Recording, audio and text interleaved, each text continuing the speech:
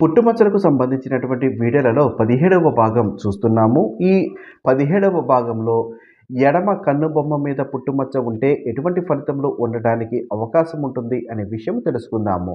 వీరికి ధనము కలిగి ఉంటుంది. ధనవంతులుగా కూడా ఉంటారు. ఒక కారు, ఒక మోటార్ సైకిలు ఉంటుంది.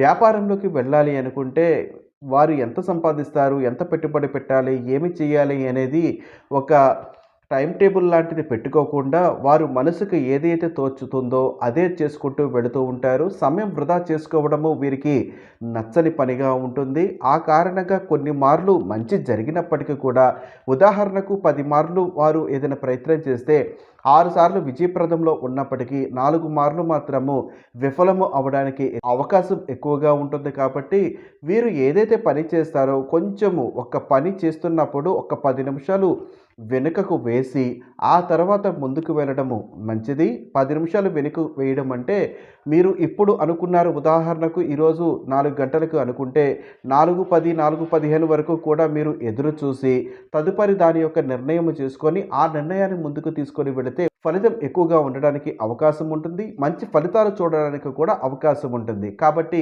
మీరు ఏ పని చేసినప్పటికీ కూడా ఎటువంటి పరిస్థితుల్లో కూడా తక్కువ అంచనా వేసుకోకుండా మీ మీద మీరు నమ్మకం పెట్టుకొని ముందుకు వెళితే ఫలితం బాగా ఉంటుంది.